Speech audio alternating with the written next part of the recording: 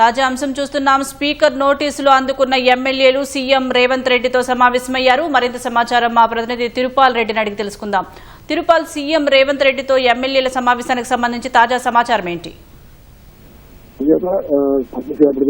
ముఖ్యమంత్రి ఎవరైతే పార్టీ ఫిరాయించిన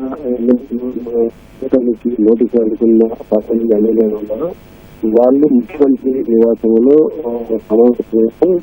ఈ సమావేశంలో ముఖ్యమంత్రితో పాటు పిసిసి అధ్యక్షుడు మహేష్ కుమార్ గారు, ఉప ముఖ్యమంత్రి భట్టించ మార్క, మంత్రులు శ్రీధర్బాబు, కోమటిరెడ్డి శ్రీనివాస్ రెడ్డి కూడా ఉన్నట్టుగా తెలుస్తుంది.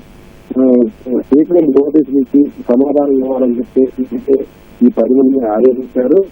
ఈ 10 మంది నోటీసులు చాలా 2వ తేదీకే ఆ నోటీసులకు సమాధానం ఇవ్వాల్సింది. అయితే ఈ నోటీసులు అందుకున్న ఎమ్మెల్యేలు స్పీకర్ ను కలిసి మరొక వారం రోజులు సమయం ఇవ్వాలని చెప్పేసి విజ్ఞప్తి చేశారు. ఆ విజ్ఞప్తి మేరకు స్పీకర్ మరో వారం రోజులు సమయం ఇచ్చారు. అది కూడా ఎల్లుండితో సమయం ముగుస్తుంది. ఈ నేపథ్యంలో ఎవరైతే బీఆర్ఎస్ నుంచి కాంగ్రెస్ లో చేరారో ఆ 10 మంది ఎమ్మెల్యేలు ముఖ్యమంత్రితో సమావేశం కావడం చేయాల్సిందని చెప్పవచ్చు. కడియం శ్రీహరికి మినహా మిగిలిన అందరూ కూడా ముఖ్యమంత్రితో సమావేశమైనారు.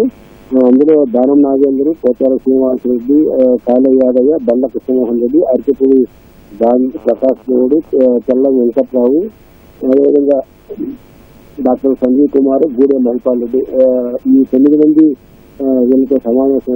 దాదాపు గంట పాటు సమావేశమైన ఎమ్మెల్యేలు తమకు నోటీసులు అందుకున్నాం కదా, ఇప్పుడు తదుపరి ఏ విధంగా ముందుకెళ్లాలి, మా భవిష్యత్తు కార్యాచరణ ఏంటనే కోణంలో వాళ్ళ మధ్యలో చర్చ జరిగినట్టుగా తెలుస్తోంది. దీనికి సంబంధించి శాసనసభ వ్యవహారాల కూడా శ్రీధర్బాబు కూడా ఉన్నాడు కాబట్టి న్యాయపరంగా ఏ విధంగా ముందుకెళ్లాలని ఆ కోణంలో చర్చ జరిగినట్టు తెలుస్తుంది.